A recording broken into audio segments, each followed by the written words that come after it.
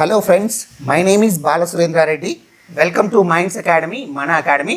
ఈరోజు మనం 16th మే current అఫైర్స్ని అన్ని కాంపిటేటివ్ ఎగ్జామ్స్కి యూజ్ అయ్యే విధంగా డిస్కస్ చేసుకుందాం. UIDAI, unique Identity Authority of India. మనందరికీ తెలుసు, భారతదేశంలో ఆధార్ని ఇష్యూ చేసేటువంటి ఆర్గనైజేషన్ ఏది అంటే unique Identity Authority of India, భారత విశిష్ట ప్రాధికార సంస్థ. వీళ్ళు ఏం చెప్పారు అంటే ఆధార్ లేదన్న నెపంతో ఎవరికైనా ఆధార్ లేకపోతే వాళ్ళకి వ్యాక్సిన్స్ వేయకుండా ఉండడం కానీ లేదా ఇతరత్ర గవర్నమెంట్ సర్వీసెస్ అందించకుండా ఉండకూడదు, అది చట్టరీత్యా నేరము అని చెప్పి UIDAI చెప్పింది. ఒకవేళ ఎవరైనా సిటిజన్స్కి ఇలా జరిగితే, వాళ్ళకి ఆధార్ లేదని చెప్పి ఏవైనా గవర్నమెంట్ సర్వీసెస్ డినై చేస్తే వాళ్ళు ఆ సంబంధిత డిపార్ట్మెంట్ యొక్క హైర్ అఫీషియల్స్ని అప్రోచ్ అవ్వచ్చు అని కూడా చెప్పింది. యాజ్ పర్ ఆధార్ యాక్ట్ 2016 ఏం చెప్పిందంటే, ఆధార్ యాక్ట్ 2016 సెక్షన్ 7 ప్రకారం ఎవరికైనా ఆధార్ లేకపోతే లేదా వాళ్ళ దగ్గర ఆధార్ ఉండి కూడా ఆన్లైన్ అథెంటికేషన్ ఫెయిల్ అయితే అలాంటి సందర్భంలో ఇతరత్ర ప్రత్యామ్నాయాలు వెతుక్కోవచ్చు. అంటే వేరే రకంగా ఐడెంటిఫికేషన్ చేయవచ్చు. అక్కడ ఉన్నటువంటి అథారిటీస్ వేరే డాక్యుమెంట్స్ సబ్మిషన్ తీసుకోవడం ద్వారా కానీ లేదా వేరే డాక్యుమెంట్స్ వెరిఫై చేయడం ద్వారా కానీ అథెంటికేట్ చేయొచ్చు. దీన్నే ఎక్సెప్షన్ హ్యాండ్లింగ్ మెకానిజం అంటారు. సో ఎక్సెప్షన్ హ్యాండ్లింగ్ మెకానిజం అంటే పేరులోనే ఉంది. ఏదైనా ఎక్సెప్షన్స్ ఉన్నప్పుడు వాళ్ళ దగ్గర ఆధార్ లేకపోయినా లేదా ఆధార్ ఉండి కూడా ఆన్లైన్ అథెంటికేషన్ వెరిఫై కాకపోయినా ఎక్సెప్షన్ హ్యాండ్లింగ్ మెకానిజం ద్వారా రకరకాల ఆల్టర్నేటివ్స్ ఉన్నాయి. తద్వారా వాళ్ళని అథెంటికేట్ చేసి వాళ్ళకు ఇవ్వాల్సినటువంటి సర్వీసెస్, రేషన్ కావచ్చు లేదా వ్యాక్సిన్స్ కావచ్చు, మెడిసిన్స్ కావచ్చు, ఇలా గవర్నమెంట్ ప్రొవైడ్ చేసేటువంటి ఏ సర్వీసెస్ అయినా తప్పనిసరిగా అందించాలి అని చెప్పి unique Identity Authority of India చెప్పింది. ముఖ్యంగా ఈ లాక్డౌన్లో చాలా మిడిల్ క్లాస్ ఫ్యామిలీస్ కావచ్చు లేదా వర్కర్స్ కావచ్చు చాలా హార్డ్షిప్స్ ఫేస్ చేస్తున్నారు. వాళ్ళు చేసేటువంటి హార్డ్షిప్స్ కోసం గవర్నమెంట్స్ చాలా రకాల సర్వీసెస్ స్టార్ట్ చేశారు, రకరకాల స్కీమ్స్ స్టార్ట్ చేశాయి. రకరకాల స్టేట్ గవర్నమెంట్స్ వాళ్ళు ప్రవేశపెట్టిన స్కీమ్స్ ద్వారా వాళ్ళకి చేయూతనివ్వడానికి ట్రై చేస్తుంది. ఇలాంటి సందర్భంలో unique Identity Authority of India వాళ్ళ దృష్టికి ఏమొచ్చింది అంటే, కొన్ని రాష్ట్రాల్లో కొంతమంది అధికారులు ఎవరికైతే ఆధార్ లేకపోతే వాళ్లకు ఈ సర్వీసెస్ డినై చేస్తున్నారు, ఇవ్వట్లేదు అని వీళ్ళ దృష్టికి వచ్చింది. అందువల్ల ఈ స్టేట్మెంట్ చేయాల్సి వచ్చిందనమాట. So who is the chairman of Unique Identity Authority of India? J. Satyanarayana. Very important. J. Satyanarayana is the chairman of Unique Identity Authority of India. అదేవిధంగా who is the CEO? CEO is Saurabh Garg is the CEO of Unique Identity Authority of India and Chairman of UIDAI is J. Satyanarayana. So అర్థమైంది కదండి. Aadhaar act 2016 ప్రకారం, అదేవిధంగా 2017లో government issue చేసినటువంటి notification ప్రకారం ఎవరికీ కూడా ఆధార్ లేదని చెప్పి వాళ్ళకి ఇవ్వాల్సినటువంటి సేవలు కానీ, మెడిసిన్స్ కానీ, వ్యాక్సిన్స్ కానీ డినై చేయకూడదు. ఇది ఏ రకంగా మీకు ఎగ్జామ్స్కి యూజ్ అవుతుంది అనేది డిస్కస్ చేద్దాం. చాలా రకాల ఎగ్జామ్స్లో స్టేట్మెంట్స్ ఇస్తూ ఉంటారు. సపోజ్ ఒక అతను రేషన్ షాప్కి వచ్చాడు, అతని యొక్క ఆధార్ అతని వద్ద లేదు లేదా అతని యొక్క ఆధార్ అథెంటికేషన్ వర్క్ అవ్వలేదు, ఇప్పుడు అతనికి రేషన్ ఇవ్వాలా వద్దా, ఇలాంటి స్టేట్మెంట్ వచ్చినప్పుడు ఖచ్చితంగా దాన్ని మీరు ఐడెంటిఫై చేయగలరు ఈ విషయం తెలిస్తే. అలాంటి వాళ్ళకు కూడా గవర్నమెంట్ సర్వీసెస్ అందించాలి. మాన్సూన్ 2021 మనం నిన్నటి కరెంట్ అఫైర్స్లో క్లియర్గా డిస్కస్ చేసాం. మాన్సూన్ 2021 ఈ నెల మే 31న కేరళ తీర ప్రాంతాన్ని తాకుతోందని చెప్పి డిస్కస్ చేసాం, సౌత్ వెస్ట్ మాన్సూన్. సో అయితే ఇక్కడ ఇవాళ న్యూస్లో ఉన్న దాన్ని బట్టి మీకు ఎగ్జామ్కి యూజ్ అవుతుందని ఇది మళ్ళీ యాడ్ చేశాను. లాంగ్ పీరియడ్ యావరేజ్ అని ఒక term. So long period average, దీర్ఘకాల సగటు. సో అసలు లాంగ్ పీరియడ్ యావరేజ్ అంటే ఏంటి?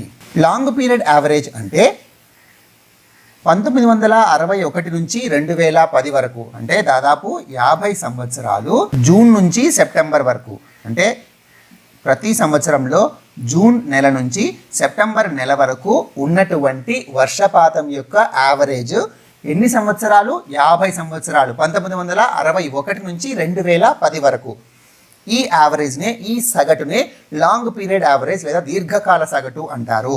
అది ఎంత వర్షపాతం ఉంది అంటే 88 సెంటీమీటర్ల వర్షపాతం ఉంది. 1961 నుంచి 2010 వరకు సగటు తీసుకుంటే భారతదేశం మొత్తం మీద 88 సెంటీమీటర్లు, 88 సెంటీమీటర్స్ వర్షపాతం సగటున ఉందన్నమాట. దీన్నే LPA సో ఎక్కడైనా ఎగ్జామ్స్లో అడిగితే what is the LPA of India 88 centimetres. అయితే ప్రతి సంవత్సరం ఐఎండి ఇండియన్ మెటీరియలాజికల్ డిపార్ట్మెంట్ భారత వాతావరణ శాఖ ఒక ఎస్టిమేట్ చేస్తుంది, ఫోర్కాస్ట్ ఇస్తుంది అనమాట. అంటే ఈ సంవత్సరానికి వర్షపాతం ఏ విధంగా ఉంటుంది, అంటే ఆశించినంత ఉంటుందా ఉండదా, ఈ అంచనా ఇవ్వడం కోసం బెంచ్ మార్క్గా దీన్ని తీసుకుంటుంది. అంటే ఎల్పిఏ రూపంలో అంచనా ఇస్తుంది అనమాట. ఉదాహరణకు ఈ సంవత్సరం వర్షపాతం సాధారణంగా ఉంది అంటే ఎల్పిఏకి కాస్త అటు ఇటుగా దగ్గరలో ఉంది అని చెప్పి. సో ఈ సంవత్సరం ఏం చెప్పింది అంటే 2021కి ఇండియా వైడ్ వర్షపాతం వచ్చేసి 98% ఆఫ్ లాంగ్ పీరియడ్ యావరేజ్ అని చెప్పి ఐఎండి చెప్పింది. Very important. 2021కి as per IMD 98% of the long period average will be the rainfall in the overall Indian region. So 98% of LPA మనకు తెలుసు 88 సెంటీమీటర్స్. సో అప్రాక్సిమేట్గా 98% of 88 centimetres వర్షపాతం నమోదవుతుంది అని చెప్పి ఐఎండి చెప్పింది. ఎందుకు 98% ఎందుకు తగ్గింది అంటే లాస్ట్ ఇయర్ 2020లో లానీనా కండిషన్స్ ఉన్నాయి. లానీనా మీ అందరికీ మీరు జాగ్రఫీలో చదువుకొని ఉంటారు. లానీనా ఎల్నినో. లానీనా ఉన్నప్పుడు ఏమవుతుందంటే వర్షపాతం ఎక్కువగా నమోదవుతుంది. ఎల్నినో కండిషన్ ఉన్నప్పుడు వర్షపాతం తక్కువ నమోదవుతుంది. సో 2020లో లానీనా ఉండడం వల్ల వర్షపాతం భారీగా నమోదైంది. కానీ ఈ సంవత్సరం ఎల్నినో కండిషన్ స్టార్ట్ అయ్యే అవకాశం ఉంది కాబట్టి వర్షపాతం తగ్గే సూచనలు ఉన్నాయి. కాబట్టి 98% ఆఫ్ నార్మల్ ఎల్పిఏ అని చెప్పి చెప్పింది IMD. So what is IMD? Indian meteorological department, భారత వాతావరణ శాఖ. దీన్ని 1875లో ఎస్టాబ్లిష్ చేశారు. 1875లో ఎస్టాబ్లిష్ చేశారు. ఇది ఏ మినిస్ట్రీ కిందకు వస్తుందో మనం తెలుసుకోవడం చాలా ఇంపార్టెంట్. కొన్ని ఎగ్జామ్స్లో స్టేట్మెంట్స్ కింద అడుగుతూ ఉంటారు. IMD will be under the ministry of environment and forest and climate change అని అడిగాడు అనుకోండి, that is wrong. IMD comes under the Ministry of Earth Sciences of Government of India. So Ministry of Earth Sciences కిందకు వస్తుంది. Very important. Ministry of Earth Sciences కిందకి వస్తుంది. So IMD అనేది Ministry of Earth Sciences. ఈ IMD ఏం చేస్తుంది? భారతదేశంలో ఉన్నటువంటి వర్షపాతం ఎంత ఉందని చెప్పి కానీ లేదా వాతావరణ సూచనలు ఫోర్కాస్ట్ చేయడం, జనాలకు అందించడం. అంతేకాకుండా వెరీ ఇంపార్టెంట్, ఈ నార్త్ ఇండియన్ ఓషన్ చుట్టుపక్కల ఉన్నటువంటి బంగాళాఖాతం చుట్టూ కావచ్చు, లేకపోతే అరేబియా మహాసముద్రం చుట్టూ కావచ్చు, ఈ దేశాలకు దాదాపు 12 దేశాలకి సైక్లోన్ అలర్ట్స్ కూడా పాస్ చేస్తుంది ఐఎండి. సో 12 దేశాలకు సైక్లోన్ అలర్ట్స్ పాస్ చేసే బాధ్యత కూడా ఐఎండి మీదనే ఉంది. So IMD comes under the ministry of earth sciences. So ఇందాక మనం చూసినట్లు ఈ సంవత్సరం వర్షపాతం నార్మల్గా ఉంది లేదా నియర్ నార్మల్గా ఉంది అని ఐఎండి చెప్పింది అంటే ఎల్పిఏలో 96 to 104% వర్షపాతం నమోదవుతుంది అని దాని అర్థం. అదేవిధంగా బిలో నార్మల్ అంటే 90 to 96%. అబౌవ్ నార్మల్ అంటే ఎల్పిఏలో అంటే 104 ఎల్పిఏ కంటే కూడా 4% to 10% ఎక్కువ నమోదవుతుంది అని చెప్పి. డెఫిషియంట్ రెయిన్ఫాల్ ఉంటుంది ఈ సంవత్సరం ప్రిడిక్ట్ చేస్తే less than 90% of LPA. Excess rainfall వస్తుందని చెప్తే greater than 110% of LPA. So ఈ టేబుల్ ఇంపార్టెంట్.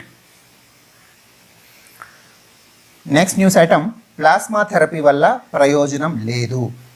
ప్రముఖ హెల్త్ మ్యాగజైన్, ఆరోగ్య మ్యాగజైన్ ల్యాన్సెట్. సో ఈ మెడికల్ మ్యాగజైన్, హెల్త్ మ్యాగజైన్ ఏం చెప్పింది అంటే ప్లాస్మా థెరపీ వల్ల పెద్ద ప్రయోజనం లేదు. జనరల్గా అసలు ప్లాస్మా అంటే ఏంటి? బ్లడ్లో ఉన్నటువంటి ఎర్ర రక్త కణాలు, తెల్ల రక్త కణాలు వీటన్నిటిని తీసేస్తే మిగిలేటువంటి ద్రవమే ప్లాస్మా.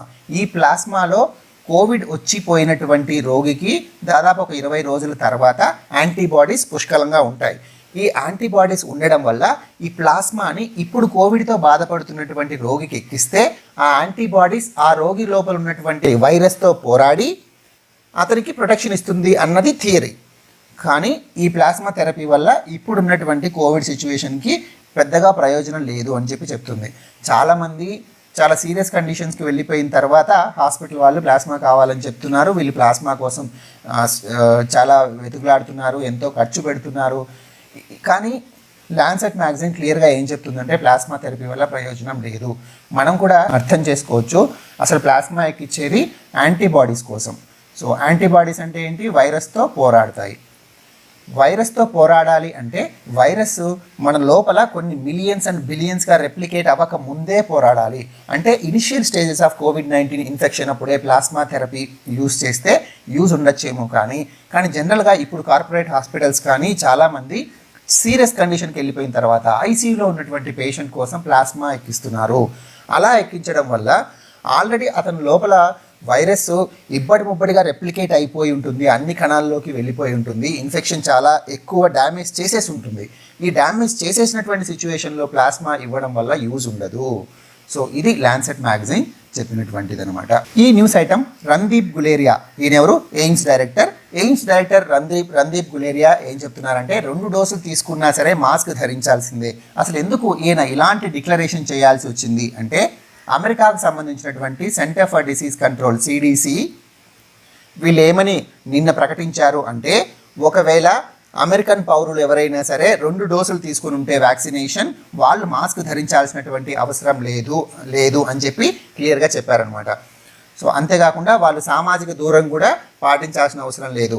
వాళ్ళు ఏ రాష్ట్రంలో అయితే నివసిస్తున్నారో ఆ రాష్ట్రంలో కనుక ఏదైనా కండిషన్స్ ఉంటే, రూల్స్ అండ్ రెగ్యులేషన్స్ ఉంటే వాటిని ఫాలో అయితే అప్పుడు మాస్క్ వేసుకోవాలని వాళ్ళు చెప్తే వేసుకోవాలి, సామాజిక దూరం పాటించాలి తప్ప అలాంటి రెగ్యులేషన్స్ ఏమీ లేని రాష్ట్రాల్లో వాళ్ళు మాస్క్ వేసుకోవాల్సిన అవసరం లేదు అని చెప్పి అమెరికన్ CDC చెప్పింది.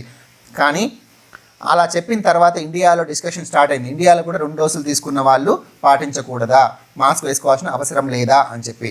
దానికి క్లారిఫికేషన్గా రణదీప్ గులేరియా గారు చెప్పారు ఖచ్చితంగా మాస్కులు వేసుకోవాలి. ఎందుకంటే ఇండియాలో ఉన్నటువంటి వేరియంట్ ఏదైతే ఉందో, అంతేకాకుండా ఇండియాలో రకరకాల వేరియంట్స్ వస్తూనే ఉన్నాయి. బెంగాల్ వేరియంట్ అని చదివాం, కర్నూలు వేరియంట్ అని చదివాం, so Brazil variant, south Africa variant ఎలాగో అక్కడి నుంచి వచ్చి ఇండియాలో ఉంటున్నాయి. సో ఇన్ని రకాల వేరియంట్స్ ఉన్నప్పుడు వ్యాక్సినేషన్ వల్ల ఆ వేరియంట్స్ అన్నిటినీ ఏ విధంగా సమర్థవంతంగా ఎదుర్కొంటుందా లేదా అన్నది ఇంకా సైంటిఫిక్ పరిశోధనలో తేలాల్సి ఉంది. కాబట్టి మీరు ముందు జాగ్రత్తగా మాస్కులు తప్పనిసరిగా వేసుకోవడమే మంచిది, సామాజిక దూరం పాటించడం కూడా మంచిది అని చెప్పి రణదీప్ గులేరియా గారు చెప్పారు. సో అమెరికన్ CDC మాస్కులు వేసుకోవాల్సిన అవసరం లేదని చెప్పిన వ్యాక్సినేషన్స్ ఏవంటే వాళ్ళు క్లియర్గా ఏం చెప్పారు అంటే Pfizer vaccine, Moderna and Johnson ఈ 3 వ్యాక్సిన్స్ వేసుకున్న వాళ్ళు మాత్రమే, దట్టు సెకండ్ డోస్ కూడా వేసుకున్న వాళ్ళు మాత్రమే, అంటే 2 డోసులు వేసుకొని ఉండాలి. కేవలం ఈ 3 ఏదైనా ఒక వ్యాక్సిన్, ఫైజర్ కానీ, మోడర్నా కానీ, జాన్సన్ కానీ, వీళ్ళు మాత్రమే మాస్కులు తీసేయచ్చు, సామాజిక దూరం పాటించాల్సిన అవసరం లేదు.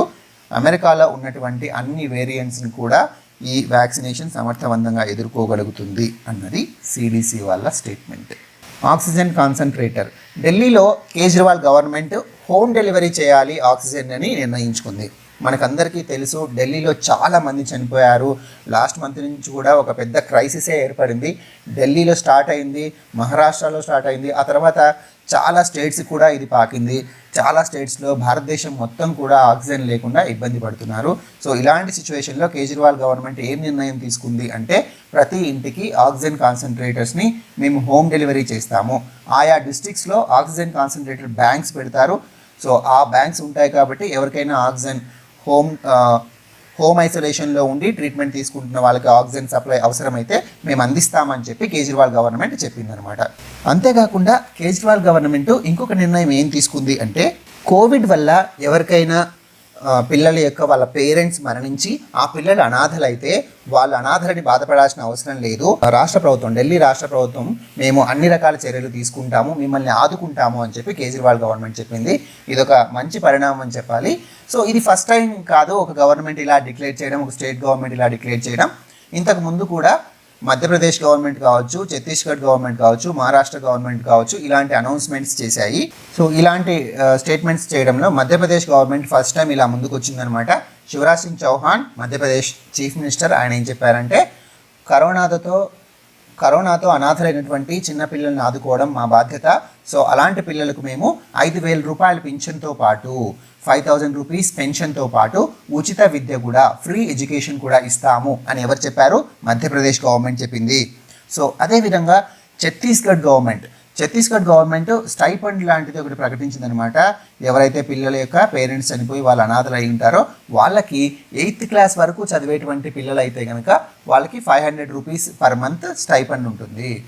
9th to 12th క్లాస్ వరకు చదివేటువంటి పిల్లలకి 1000 రూపీస్ పర్ మంత్ స్టైఫండ్ ఉంటుంది అని చెప్పి ప్రకటించిన గవర్నమెంట్ ఏంటి? ఛత్తీస్గఢ్ గవర్నమెంట్. సో అంతేకాకుండా మహారాష్ట్ర గవర్నమెంట్ కూడా ఒక టాస్క్ ఫోర్స్ ఫామ్ చేసి ఐడెంటిఫై చేయండి, పిల్లలు ఎవరైనా వాళ్ళ పేరెంట్స్ చనిపోయి అనాథలై ఉంటే వాళ్ళని ఐడెంటిఫై చేయండి అని చెప్పి ఒక టాస్క్ ఫోర్స్ ఫామ్ చేసింది. Important. So Maharashtra government formed a task force to identify children who last their parents. ఎవరైతే ఆర్ఫన్స్గా అయిపోయారో, అనాథలుగా అయిపోయారో అలాంటి పిల్లల్ని గుర్తించడం కోసం టాస్క్ ఫోర్స్ స్టార్ట్ చేసినటువంటి గవర్నమెంట్ మహారాష్ట్ర గవర్నమెంట్. సో ఇలాంటి డెసిషన్స్ చాలామంది తీసుకుని ఇక్కడ మహారాష్ట్ర గవర్నమెంట్ గురించి మనం మాట్లాడుతున్నాం కాబట్టి మహారాష్ట్ర గవర్నమెంట్ ఈ మధ్య మనకు తెలుసు అక్కడ కూడా ఆక్సిజన్ లేక చాలామంది ఇబ్బంది పడ్డారు. బాంబే లాంటి సిటీస్లో, మహారాష్ట్ర మొత్తం కూడా. అందువల్ల వాళ్ళు ఎవరైతే ఆక్సిజన్ ప్లాంట్స్ మేము ఫైనాన్షియల్ అసిస్టెన్స్ ఇస్తాము గవర్నమెంట్ తరపు నుంచి, స్టేట్ గవర్నమెంట్ తరపు నుంచి దాదాపు 100% to 150% క్యాష్ బ్యాక్ ఇస్తాము మేము మీకు. సో అని చెప్పి ప్రకటించినటువంటి గవర్నమెంట్ మహారాష్ట్ర అనమాట. సో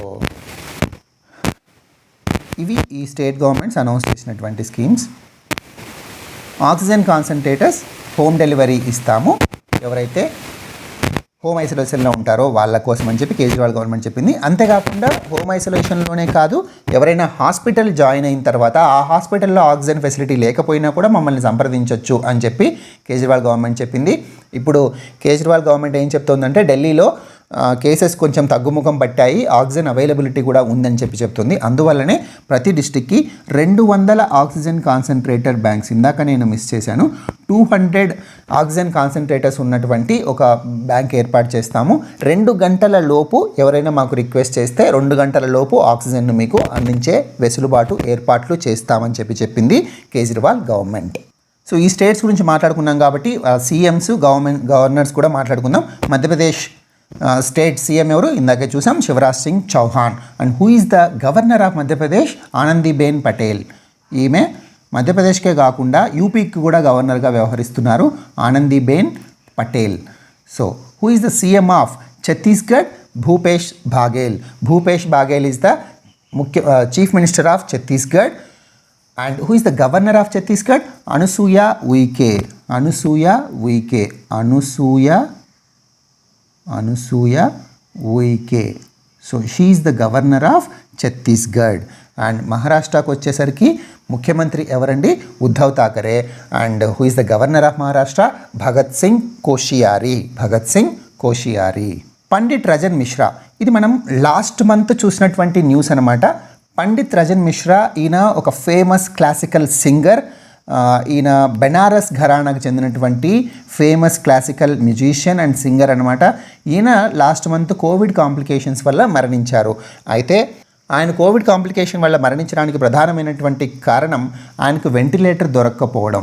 సో ఆయనకు వెంటిలేటర్ దొరక్కపోయేసరికి చాలామందిని రిక్వెస్ట్ చేశారు, చీఫ్ మినిస్టర్ ఆఫీస్ని కావచ్చు, అంతేకాకుండా పిఎంఓని కూడా కన్సల్ట్ చేశారు. వెంటిలేటర్స్ అందించే సమయానికే ఆయన హార్ట్ అటాక్ వచ్చి చనిపోయారు కోవిడ్ కాంప్లికేషన్స్ వల్ల. ఆ తర్వాత ఉత్తరప్రదేశ్ గవర్నమెంట్ ఏమని అనౌన్స్ చేసింది అంటే 750 బెడ్స్ ఉన్నటువంటి ఒక టెంపరరీ హాస్పిటల్ని పండిట్ రజన్ మిశ్రా పేరు మీద ఒక కోవిడ్ హాస్పిటల్ని ఎస్టాబ్లిష్ చేయాలని చెప్పి ఉత్తరప్రదేశ్ గవర్నమెంట్ ప్రకటించింది. సో దాని పేరు పండిట్ రజన్ మిశ్రా కోవిడ్ హాస్పిటల్. అందులో 750 బెడ్స్ ఉంటాయి. అదొక టెంపరరీ హాస్పిటల్. సో అయితే ఈ బ్యాక్గ్రౌండ్లో ఇప్పుడు ఇవాళ న్యూస్లో ఏముందంటే పండిట్ రజన్ మిశ్రా యొక్క కొడుకు అయినటువంటి రజనీష్ మిశ్రా ఆయన ఏం చెప్తున్నారు అంటే, ఇప్పుడు మా ఫాదర్ ఎలాగూ చనిపోయారు, ఆయన పేరు పెట్టి ఇప్పుడు హాస్పిటల్ ఏర్పాటు చేయడం వల్ల ఆయనకు ఒరిగేదేమీ లేదు. మీరు దయచేసి అనవసరపు ఎక్స్పెండిచర్ ఏదైతే స్టాచ్యూస్ మీద అండ్ సెంట్రల్ విస్తా ప్రాజెక్ట్, మనకు అందరికీ తెలుసు కదా, సెంట్రల్ విస్తా ప్రాజెక్ట్ మీద ఏదైతే పెడుతున్నారో ఈ ఖర్చులని కోవిడ్కి సంబంధించినటువంటి రిలీఫ్ యాక్టివిటీస్కి ఎక్స్పెండిచర్ పెట్టండి. ఆ ఖర్చుల్ని ఇటు డైవర్ట్ చేయండి. అప్పుడు జనాలందరికీ యూజ్ ఉంటుంది. సెలబ్రిటీసే కాదు, సామాన్యులకు కూడా యూజ్ ఉంటుంది. సెలబ్రిటీ అయినటువంటి క్లాసికల్ సింగర్ అయినటువంటి మా ఫాదర్కే వెంటిలేటర్ దొరకలేదు అంటే ఇంకా సామాన్యుడి పరిస్థితి ఏంటి అని చెప్పి ఆయన ఆరోపించారనమాట. సో పండిట్ రజన్ మిశ్రా హిందుస్థానీ మ్యూజిక్ బెనారస్ ఘరానాకి చెందినటువంటి famous classical singer and musician. ఈయన పద్మభూషణ్ అవార్డు కూడా అందుకున్నారు. మనం ఇందాక మాట్లాడుకున్నాం కదా, ఆయన సెంట్రల్ విస్తా ప్రాజెక్ట్ గురించి క్రిటిసైజ్ చేస్తున్నారని చెప్పి. ఇది ఎప్పుడు న్యూస్లో ఉంటుంది. సెంట్రల్ విస్తా ప్రాజెక్ట్ గురించి అందరూ క్రిటిసైజ్ చేస్తూనే ఉన్నారు. మీకు అందరికీ తెలిసే ఉంటుంది, బట్ జస్ట్ ఒక బ్రీఫ్ ఐడియా కోసం. సెంట్రల్ విస్తా ప్రాజెక్ట్ అనేది చాలా గవర్నమెంట్ బిల్డింగ్స్ ఏవైతే ఉన్నాయో వాటన్నిటినీ, అంతేకాకుండా ఒక కొత్త పార్లమెంట్ను కూడా కన్స్ట్రక్ట్ చేయడం కోసం ఏర్పాటు చేసినటువంటి ప్రాజెక్ట్ అనమాట. దీని యొక్క ఎక్స్పెండిచర్ 20,000 crores. సో అందరూ క్రిటిసైజ్ చేయడానికి ప్రధాన కారణం దీని యొక్క ప్లాన్డ్ ఎక్స్పెండిచర్ అనమాట. 20,000 కోట్ల ఎక్స్పెండిచర్తో ప్లాన్ చేసినటువంటి సెంట్రల్ విస్తా రీడెవలప్మెంట్ ప్రాజెక్ట్. ఇందులో చాలా గవర్నమెంట్ బిల్డింగ్స్ కన్స్ట్రక్ట్ చేయడం, కొత్త పార్లమెంట్ భవనాన్ని కన్స్ట్రక్ట్ చేయడం అనమాట.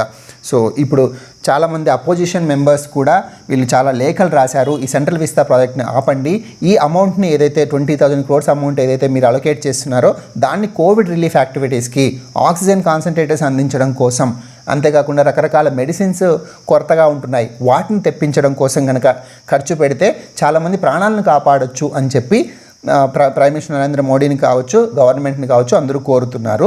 సో ఇది ఎప్పుడు న్యూస్లో ఉంటుంది, అందుకే గుర్తుపెట్టుకోండి central Vista project. International family day. So May 15 అంటే నిన్న ఇంటర్నేషనల్ ఫ్యామిలీ డేగా జరుపుకున్నారు. అంటే అంతర్జాతీయ కుటుంబ దినోత్సవం. దీన్నే ప్రపంచ కుటుంబ దినోత్సవం అని కూడా అంటారు. ఇంటర్నేషనల్ డే ఆఫ్ ఫ్యామిలీస్ అని కూడా పిలుస్తారు. సో ఈ ఇంటర్నేషనల్ ఫ్యామిలీ డే అసలు ఎందుకు జరుపుకుంటారు అంటే, ఒక వ్యక్తి యొక్క వ్యక్తిత్వాన్ని మలిచేది ఆ కుటుంబమే. ఒక వ్యక్తి తన జీవన గమనంలో తన వ్యక్తిత్వాన్ని మలిచేది ఆ కుటుంబం, ఆ కుటుంబంలో ఉన్నటువంటి పరిస్థితులు. కాబట్టి ప్రతి వ్యక్తి జీవితంలో తన కుటుంబం యొక్క బాధ్యత, తన కుటుంబం యొక్క పాత్ర చాలా ఎక్కువగా ఉంటుంది. సో దీన్ని ఎంఫసైజ్ చేయడం కోసం, దీన్ని గుర్తించి అందరికీ కుటుంబ విలువలు, కుటుంబం యొక్క అవగాహనను పెంపొందించడం కోసం ఏర్పాటు చేసిందే ఇంటర్నేషనల్ ఫ్యామిలీ డే. దీన్ని ఎప్పుడు మొట్టమొదటిసారిగా ఏర్పాటు చేశారు, ఎవరు ఇంట్రడ్యూస్ చేశారు అంటే యునైటెడ్ నేషన్స్, ఐక్యరాజ్య సమితి వాళ్ళు మొట్టమొదటిసారిగా ఇంటర్నేషనల్ ఫ్యామిలీ డేని 1993లో ఇంట్రడ్యూస్ చేశారు. 1993లో ఐక్యరాజ్య సమితి ప్రవేశపెట్టింది. So this is done to emphasise the role of families in shaping the individuals. అంతేకాకుండా ఇక్కడ ఒక ఇంపార్టెంట్ పాయింట్ ఏంటి అంటే 2024ను United Nations International Year of ఫ్యామిలీస్గా గుర్తించింది, ప్రపంచ కుటుంబాల సంవత్సరంగా గుర్తించింది. So 2024 is recognised as International Year of Families. So ఐక్యరాజ్య సమితి ఇంటర్నేషనల్ ఇయర్ ఆఫ్ ఫ్యామిలీస్గా 2024 జరపాలని ఏర్పాటు చేసింది. సో ఫ్యామిలీ యొక్క ఇంపార్టెన్స్, ఉదాహరణకు ఆ ఫ్యామిలీలో విమెన్ ఉన్నారనుకోండి, ప్రపంచవ్యాప్తంగా కూడా విమెన్కి ఇండిపెండెన్స్ లేదు. దాదాపు అన్ని ఫ్యామిలీలో వాళ్ళు తీసుకున్నటువంటి నిర్ణయాలు కావచ్చు, కుటుంబపరమైనటువంటి ఆర్థిక కార్యకలాపాలు కావచ్చు, లేకపోతే విమెన్ యొక్క వ్యక్తిగత నిర్ణయాలు కూడా, ఇండివిజువల్ డెసిషన్స్ కూడా విమెనే తీసుకోవట్లేదు. దాదాపు 50% women in the world are not taking their own decisions. So దీన్ని కూడా మార్చాలి. ఎందుకు మార్చాలి అంటే, ఒక కుటుంబం అంటే ఒక దేశం అంటే ఏ విధంగా డెమోక్రసీని ఫాలో అవుతున్నారో దాదాపు అన్ని దేశాలు, ఆ దేశంలో అన్ని రకాల వర్గాలకి వాయిస్ ఉండాలని చెప్పి అందరూ పోరాడుతున్నారో, అదేవిధంగా ఒక కుటుంబం అంటే కూడా అందరూ సమానమే, అందులో అందరి పాత్ర ఉంటుంది. కాబట్టి విమెన్ కూడా వాళ్ళ రోల్కి తగ్గట్టు వాళ్ళకి ఈక్వల్ ఇంపార్టెన్స్ ఇవ్వాలి. సో ఇలాంటి అవగాహనను కూడా పెంపొందించడం కోసం ఇంటర్నేషనల్ ఫ్యామిలీ డేని జరుపుకుంటారనమాట. సో ఇక్కడ చూస్తే అంతర్జాతీయ కుటుంబ దినోత్సవం యొక్క థీమ్ ఏంటి? Very important theme, families and new technologies. So families and new technologies, ఇది theme, families and new technologies. ఇందాకే మనం డిస్కస్ చేసినట్టు 2024ను ఇంటర్నేషనల్ ఇయర్ ఆఫ్ ఫ్యామిలీస్గా యునైటెడ్ నేషన్స్ రికగ్నైజ్ చేసింది. So families and new technologies. World Agri Tourism Day, దీన్ని ప్రతి సంవత్సరం May 16వ తేదీన జరుపుకుంటారు, World Agri Tourism Day. So agri Tourism Day ఎందుకు జరుపుకుంటారు అగ్రి టూరిజం డేని అంటే, పేరులోనే ఉన్నట్టు అగ్రి టూరిజం, వ్యవసాయానికి సంబంధించినటువంటి టూరిజంని డెవలప్ చేయడం కోసం.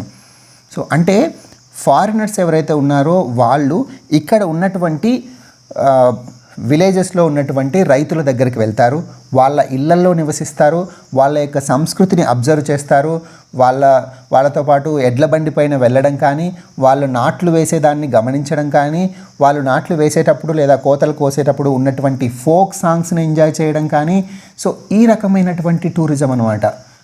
సో వాళ్ళకి ఇది ఒక రిక్రియేషన్ యాక్టివిటీ లాగా ఉంటుంది. వాళ్ళ ఇంట్లో ఉండి వాళ్ళ ఆతిథ్యాన్ని స్వీకరించి వాళ్ళ సంస్కృతిని, వాళ్ళ జానపదాలని, వాళ్ళు నాట్లు వేసే లేదా కలుపులు తీసేటువంటి పద్ధతిని గమనించి వాళ్ళ ఎడ్ల బండిలో వీళ్ళు ఎంజాయ్ చేసి, సో ఇలాంటి వాతావరణాన్ని వాళ్ళు ఎంజాయ్ చేయడాన్ని అగ్రి టూరిజం అంటారనమాట. ఇది భారతదేశంలోనే కాదు, వరల్డ్ అంతా కూడా కొనసాగుతుంది. So World Agri Tourism Day May 16 అనమాట. అయితే ఇది ఎన్నవ వరల్డ్ అగ్రి టూరిజం డే అంటే 14వ World Agri Tourism Day. What is the theme of World Agri Tourism Day 2021 అని అడిగే అవకాశం ఉంది. Rural women sustainable entrepreneurship opportunities through agri tourism అనేది వరల్డ్ అగ్రి టూరిజం డే 2021 యొక్క థీమ్ అనమాట. మహారాష్ట్ర గవర్నమెంట్, వెరీ ఇంపార్టెంట్ ఇది, మన దేశంలో అగ్రి టూరిజంని ప్రమోట్ చేసేటువంటి రాష్ట్రం ఏది అంటే Maharashtra government. So what is the state that is promoting agri tourism in the country అంటే Maharashtra. So in India Maharashtra is the pioneer state to develop and promote agri tourism. అంతేకాకుండా Maharashtra government agro tourism పాలసీని కూడా 2020లో pass చేసింది. Agro tourism విధానాన్ని ప్రవేశపెట్టినటువంటి government ఏది, state government ఏది అంటే కూడా మహారాష్ట్ర గవర్నమెంట్ అనమాట. దేనికోసం ఇది? టూరిస్టులని ఫార్మింగ్ యొక్క వ్యవసాయదారుల యొక్క లేదా వ్యవసాయ పద్ధతుల యొక్క విధానాలను ఎంజాయ్ చేస్తూ, అంతేకాకుండా దీనివల్ల కేవలం వాళ్ళు వచ్చి ఎంజాయ్ చేయడమే కాదు, దానివల్ల యూజ్ ఏంటి భారతదేశానికి అంటే భారతదేశంలో ఉన్నటువంటి వ్యవసాయదారులకు, రైతులకు ఇది ఒక ఇన్కమ్ను కూడా తెచ్చిపెడుతుంది. ఫారినర్స్ అక్కడ వచ్చి వాళ్ళ ఆతిథ్యాన్ని స్వీకరించినప్పుడు కాస్త అమౌంట్ కూడా ఇస్తారు కాబట్టి ఇన్కమ్ను కూడా అర్న్ చేస్తుంది అనమాట. ఈ వరల్డ్ అగ్రి టూరిజం డేని పురస్కరించుకొని to commemorate World Agri Tourism Day, Maharashtra government international conference on agri tourism, so agri tourism కాన్ఫరెన్స్ని ఒకటి ఏర్పాటు చేస్తుంది. ఇంటర్నేషనల్ కాన్ఫరెన్స్ ఆన్ అగ్రి టూరిజంని ఏర్పాటు చేస్తున్నటువంటి ఏ state government? Maharashtra government. Very important. ఎవరు ఆర్గనైజ్ చేశారని అడగచ్చు. మహారాష్ట్ర గవర్నమెంట్. చాలా దేశాలు ఇందులో పార్టిసిపేట్ చేస్తున్నాయి. ఇటలీ కావచ్చు, సౌత్ ఆఫ్రికా కావచ్చు, స్కాట్లాండ్ కావచ్చు, ఇలా రకరకాల దేశాలు, ఫిలిప్పైన్స్ కూడా పార్టిసిపేట్ చేస్తున్నాయి. ఇలా చాలా దేశాలు ఇంటర్నేషనల్ కాన్ఫరెన్స్ అండ్ అగ్రి టూరిజంలో పార్టిసిపేట్ చేస్తున్నాయి. ఇది ఆర్గనైజ్ చేస్తుంది ఎవరు? మహారాష్ట్ర గవర్నమెంట్. ఈ కాన్ఫరెన్స్లో ఏం డిస్కస్ చేస్తారు అంటే agri tourism, sustainable opportunities for women. అందుకే ఇక్కడ థీమ్లో కూడా sustainable entrepreneurship opportunities for rural women అనేటువంటి థీమ్ను కూడా సెలెక్ట్ చేయడం జరిగింది. సో ఇందాకే చూసాం భారతదేశంలో అగ్రి టూరిజంని డెవలప్ చేయడానికి లేదా ప్రమోట్ చేయడానికి ఉన్నటువంటి కీ స్టేట్ లేదా పయనీర్ స్టేట్ ఏది అంటే మహారాష్ట్ర. ఈ అగ్రి టూరిజం వల్ల యూజ్ ఏంటి? మనం ఇందాకే చెప్పుకున్నాం, ఫార్మర్స్కి ఇన్కమ్ వస్తుంది.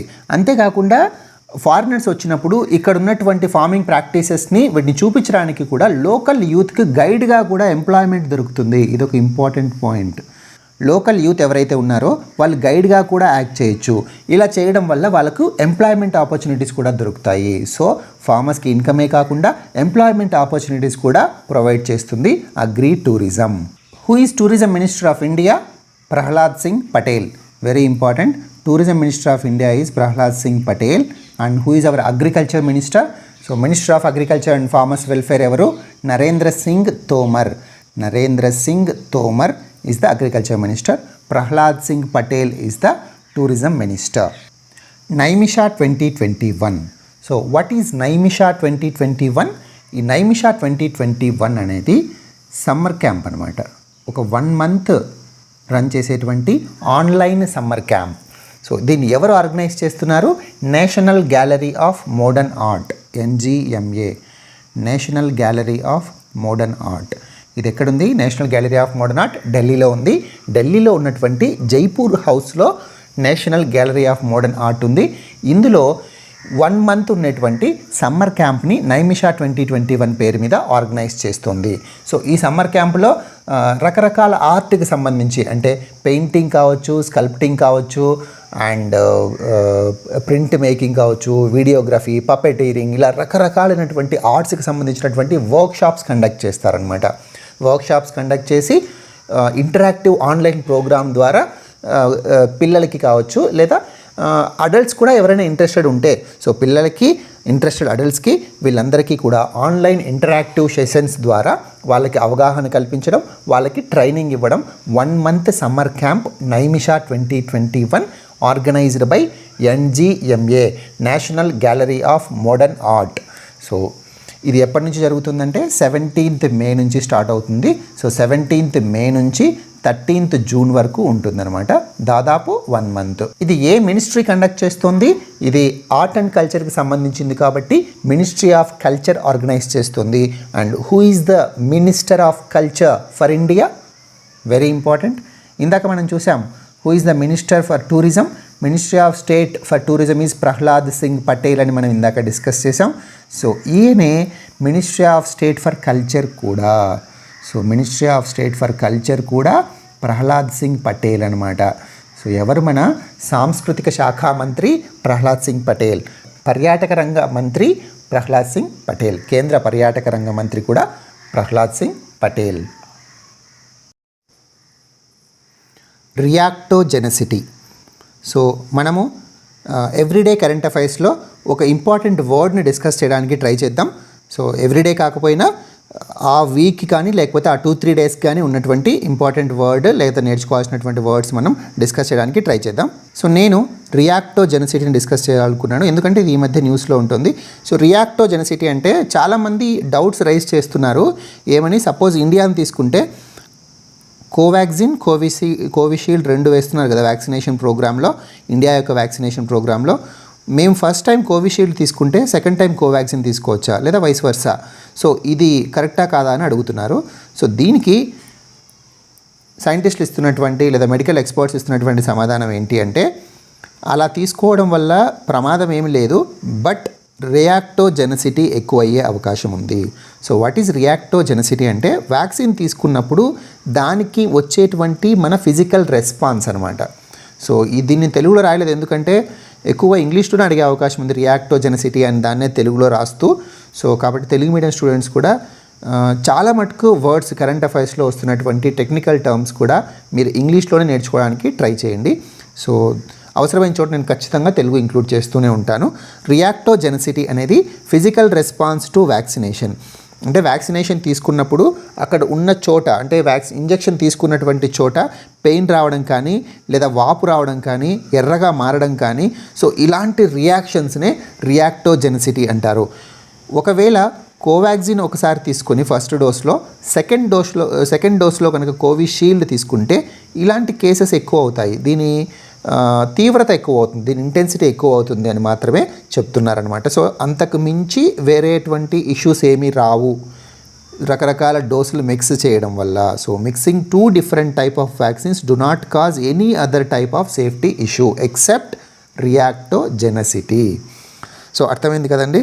ఇప్పుడు ఇక్కడ ఎగ్జాంపుల్ తీసుకున్నది ఆస్ట్రాజెనికా, ఫైజర్. సో ఈ 2 కనుక మిక్స్ చేసి ఒకసారి AstraZeneca first dose, second dose కనుక ఫైజర్ తీసుకుంటే, సో వ్యాక్సిన్కి సంబంధించినటువంటి ఫిజికల్ రెస్పాన్స్ ఎక్కువ వస్తాయి. అంటే ఫీవర్ ఎక్కువ అవ్వడం, హెడేక్ ఎక్కువ అవ్వడం, లేదా ఇంజెక్షన్ వేసుకున్న చోట పెయిన్ ఎక్కువ అవ్వడం, స్వెల్లింగ్ రావడం, ఇలాంటి రియాక్షన్స్ మాత్రమే వస్తాయని చెప్పి చెప్తున్నారనమాట. సో అర్థమైంది కదండి వాట్ ఈజ్ రియాక్టోజెనసిటీ అంటే. Next BRICS employment working group. ఇది May 11th to 12th జరిగింది. So May 11th to 12th జరిగింది. ఫస్ట్ టైం జరిగిందనమాట బ్రిక్స్ ఎంప్లాయ్మెంట్ వర్కింగ్ గ్రూప్. ఇది జరిగినది మొట్టమొదటిసారి. దీన్ని ఎవరు ఆర్గనైజ్ చేశారు? ఇండియా ఆర్గనైజ్ చేస్తోంది. ఎందుకు ఇండియా ఆర్గనైజ్ చేస్తోంది అంటే, ఈసారి అంటే 2021కి ఇండియానే బ్రిక్స్ని హోస్ట్ చేస్తోందనమాట. So India is the host for BRICS 2021. BRICS 2021 సమ్మిట్కి ఎవరు ఆతిథ్యం వహిస్తున్నారు అంటే ఇండియా. అదే 2020లో ఎవరు హోస్ట్ చేశారు? రష్యా. సో ఇప్పుడు ఇండియా, 2020లో రష్యా. సో 2021 బ్రిక్స్ ప్రెసిడెన్సీ ఎవరికి వచ్చింది? ఇండియాకి వచ్చింది. ఇది ఇంపార్టెంట్ అనమాట. అందువల్లే ఫస్ట్ బ్రిక్స్ ఎంప్లాయ్మెంట్ వర్కింగ్ గ్రూప్ని ఇండియా హోస్ట్ చేసింది. సో ఎవరి ఆధ్వర్యంలో హోస్ట్ చేసింది అంటే Shri Apurva Chandra. So Apurva Chandra labour and employment secretary అనమాట. So labour and employment secretary అయినటువంటి అపూర్వ చంద్ర గారి ఆధ్వర్యంలో first BRICS employment working group meeting conduct చేశారు. అది 11th to 12th జరిగింది. ఆల్రెడీ జరిగింది, 4 days అవుతుంది. సో ఇది ఎక్కడ జరిగిందంటే న్యూఢిల్లీలో జరిగింది, బట్ ఇది ఆన్లైన్ ద్వారా జరిగింది. So it is a virtual conference అనమాట. సో ఆన్లైన్ ద్వారా జరిగింది, బట్ న్యూఢిల్లీలో జరిగింది. దీని యొక్క అజెండా ఏంటి, అసలు ఈ బ్రిక్స్ ఎంప్లాయ్మెంట్ వర్కింగ్ గ్రూప్ అని ఎందుకు పెట్టారంటే, మనం దేన్నైనా వాటి యొక్క అజెండాను లేదా మీనింగ్ని డిస్కస్ చేయడానికి ముందు నేమ్ చూస్తే కనుక మనకే సగం అర్థమవుతుంది. సో ఎంప్లాయ్మెంట్ వర్కింగ్ గ్రూప్, ఎంప్లాయ్మెంట్కి సంబంధించినటువంటి ఇష్యూస్ ఏమైనా ఉంటే దాన్ని సాల్వ్ చేసుకోవడానికి ఏర్పాటు చేసినటువంటి గ్రూప్ అనమాట. సో ఇక్కడ ఇప్పుడు ఈ అజెండాలో ఏముందో చూద్దాం. ఈ గ్రూప్ యొక్క వర్కింగ్ గ్రూప్ యొక్క మీటింగ్ అజెండాలో ఏముందో చూద్దాం. Social security agreements. So social security అంటే పెన్షన్ కావచ్చు, లేకపోతే వాళ్ళకు వచ్చేటువంటి హెల్త్ ఇన్సూరెన్స్ కావచ్చు. సో ఇలాంటివి సోషల్ సెక్యూరిటీ అంటారు. అంటే వాళ్ళు జాబ్లో ఉన్నప్పుడు వాళ్ళకు దొరికేటువంటి సామాజిక భద్రత అనమాట. ఇప్పుడు ఒక జాబ్ చేస్తున్నారంటే ఆ జాబ్ పోయిన తర్వాత నా పరిస్థితి ఏంటి అని ఆలోచించకుండా వాళ్ళకి పెన్షన్ ఫెసిలిటీ ఉండడం కానీ, లేదా ఆ జాబ్ చేస్తున్నప్పుడు వాళ్ళకి ఏదైనా హెల్త్ ఇష్యూస్ వస్తే హెల్త్ ఇన్సూరెన్స్ ప్రొవైడ్ చేయడం కానీ, ఇలాంటివి సోషల్ సెక్యూరిటీ అంటారు. సో ఈ సోషల్ సెక్యూరిటీ అగ్రిమెంట్స్కి సంబంధించి, అంతేకాకుండా అంటే ఈ అగ్రిమెంట్ దేనికి సంబంధించి చూస్తారు, విత్ ఇన్ బ్రిక్స్ కంట్రీస్. మళ్ళీ మనకి ఇది బ్రిక్స్కి సంబంధించింది కాబట్టి బ్రిక్స్ కంట్రీస్లో ఈ అగ్రిమెంట్స్, సోషల్ సెక్యూరిటీకి సంబంధించినటువంటి అగ్రిమెంట్స్, అంతేకాకుండా లేబర్ మార్కెట్ ఫార్మలైజేషన్కి సంబంధించి. సో లేబర్ మార్కెట్, శ్రామికుల యొక్క మార్కెట్ ఇప్పుడు ఇన్ఫార్మలైజేషన్ ఎక్కువ అవుతుంది. ఉదాహరణకి మనము ఇండియాలో కూడా చూస్తే ఓలా, ఊబర్, జొమాటో, స్విగ్గీ వీళ్ళందరూ కూడా వీళ్ళకి ఫార్మల్ ఎంప్లాయ్మెంట్ ఉండదు. అంటే వాళ్ళు అఫీషియల్గా ఎంప్లాయీస్గా ఉండరు, జస్ట్ కాంట్రాక్ట్ ఎంప్లాయీస్ లాగా ఉంటారనమాట. దీన్నే గిగ్ ఎకానమీ అంటారు. సో ఎకానమీలో మీకు తెలిసే ఉంటుంది, గిగ్ ఎకానమీ అంటే టెంపరీగా ఉంటాయి ఆ జాబ్స్. వాళ్ళు స్విగ్గీ డెలివరీ బాయ్గా వాళ్ళు ఇష్టం వచ్చినప్పుడు పనిచేయచ్చు, లేదంటే లేదు. ఇప్పుడు ఓలా క్యాబ్ ఒకతనికి ఉందనుకోండి, అతనికి ఇష్టం వచ్చిన టైమింగ్స్లో ఆన్ చేసుకొని అతను వర్క్ చేయొచ్చు. సో దీన్ని గిగ్ ఎకానమీ అంటారనమాట. సో ఈ ఇష్యూస్కి సంబంధించి, గిగ్ ఎకానమీ ఇష్యూస్కి సంబంధించి, లేబర్ మార్కెట్ ఫార్మలైజేషన్కి సంబంధించి, అంతేకాకుండా ముఖ్యమైన point participation of women in labour force. ఈ మధ్య లేబర్ ఫోర్స్లో ఉమెన్ పార్టిసిపేషన్ తగ్గుతోంది అని మనం న్యూస్లో చూస్తున్నాం. సో లేబర్ ఫోర్స్లో, శ్రామిక శక్తిలో విమెన్ యొక్క పాత్ర, మహిళల యొక్క పాత్ర, దీన్ని డిస్కస్ చేయడానికి కూడా ఈ మీటింగ్ ఏర్పాటు చేశారనమాట. సో బ్రిక్స్ అంటే ఏమేమి దేశాలు ఉంటాయి మనందరికీ తెలుసు, Brazil, Russia, India, China and south Africa. So Brazil, Russia, India, China, south Africa. ముందు బ్రిక్గా ఉండేది, ఎప్పుడు బ్రిక్స్గా మారింది 2010లో సౌత్ ఆఫ్రికా జాయిన్ అయిన తర్వాత ఇది బ్రిక్స్గా మారింది. ఈ బ్రిక్ అనే టర్మ్ని కాయిన్ చేసింది ఎవరు, అతని పేరు జిమ్ ఓ నీల్. సో ఇది ఇంపార్టెంట్, జిమ్ ఓ నీల్. సో జిమ్ ఓ నీల్ అనే అతను 2001 సంవత్సరంలో బ్రిక్ అనే టర్మ్ని కాయిన్ చేశారు. సౌత్ ఆఫ్రికా 2010లో జాయిన్ అయింది, ఇది కూడా ఇంపార్టెంట్. అంతకుముందు బ్రిక్గానే ఉండేది, సౌత్ ఆఫ్రికా జాయిన్ అయిన తర్వాత బ్రిక్స్ అయిందనమాట. So this is about BRICS.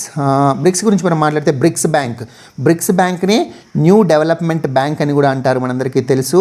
Bricks bank is also called new development bank. What is the headquarters of new development bank? Shanghai, China is the headquarters of new development bank. So this is for today. ఈ current affairs videos మీకు నచ్చినట్లయితే like చేయండి, share చేయండి, minds academy ఛానల్ని subscribe చేయండి. మీ valuable ఫీడ్బ్యాక్ని comments రూపంలో ఇవ్వండి. ఈ కరెంట్ అఫైర్స్ వీడియోల్లో ఇంకేమైనా ఇంప్రూవ్మెంట్స్ కావాలా, లేదా మీకు ఏదైనా ఫీడ్బ్యాక్ ఉన్నా కూడా కమెంట్స్లో ఇవ్వండి, మేము ఇన్కార్పొరేట్ చేయడానికి ట్రై చేస్తాం. Thank you so much.